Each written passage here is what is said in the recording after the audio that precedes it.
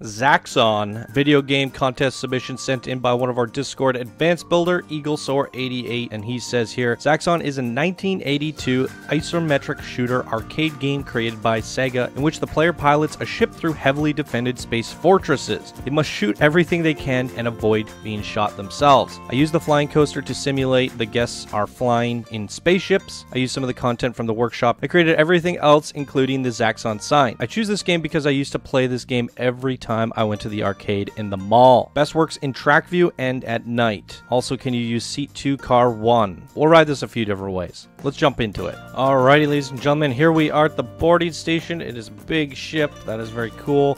And as he said, we have a flying Stingray coaster. Here's a look at the stats. 6.15 excitement, 4.70 fear, and a 1.84 nausea. There's a look at everything else. And this whole ride seems to be underground. So we're going to go fly through and shoot some stuff, I take it. We have one leaving going up the lift right now. So let's jump onto it, and we'll start with the track view as requested.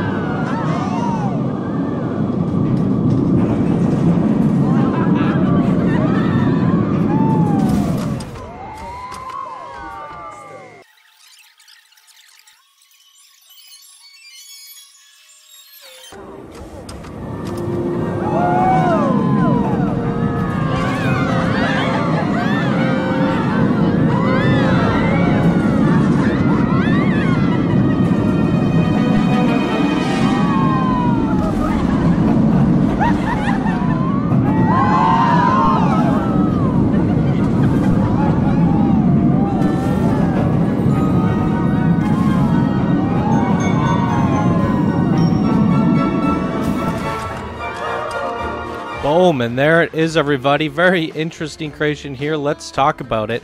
First of all, to note, hopefully I edited it out. Your coaster block sections are a little bit off-timed. On the second run there, we got stuck somewhere in space for about 30 seconds or so on fast forward. Other than that, I think it's a very interesting coaster design because the game is actually supposed to be played isometrically, as you mentioned. So we're supposed to see it from here. Now, I think that can actually be accomplished if the coast, because it's a flying coaster, if the instructions were to face downward, we could actually be flying through the isometric levels just a little bit higher, seeing that kind of detail going throughout. I think that would have been a cool way to view it personally, but you know, instead you chose to kind of take us through on the first person's perspective. I think pulling it out to a bird's eye view down like this will actually simulate the actual game a little bit better. I think that would have been a cool experience. And then you kind of mix it up to go into 3D space, and now you're getting the 3D version of the game shooting some stuff. But even then, I think if you had all the ships down below firing back and forth at each other, even if they're stagnant ships with fireworks shooting left and right, and we're kind of flying above them looking down at them, I still think that would have been a pretty cool experience. So I just think the way of which you decided to display your creation might have, there could have been a better way of doing it, especially for an isometric retro style game.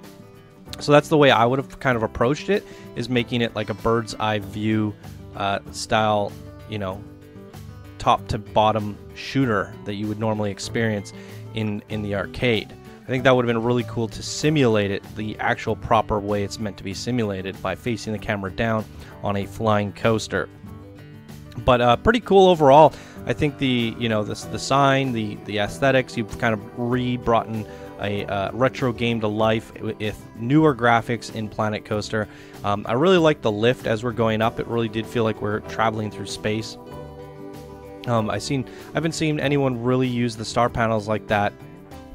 I think back in the day when we saw some Star Wars coasters doing the space warp, people were doing it other ways, having lines and stuff on the wall.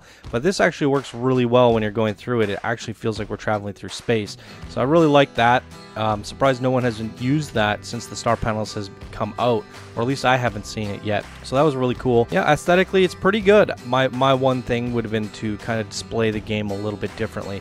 I love the fireworks, the space fighting scenes, even the little isometric area here is done really well. So pretty strong submission overall, and if you guys want to vote to decide the top 3 winners of this bracket, you could do so by checking on the community tabs at the end of this bracket. You guys get to vote. And that's going to do it for this episode of Coaster Spotlight, everyone. If you enjoyed, please be sure to smash that like button. If you're new to the channel, subscribe for more daily Planet Coaster videos. And if you'd like to support the show, you can do so by becoming a patron. Alright everyone, thank you so much for watching, and I hope you all have an awesome day, and we'll see you in the next contest entry. Bye now.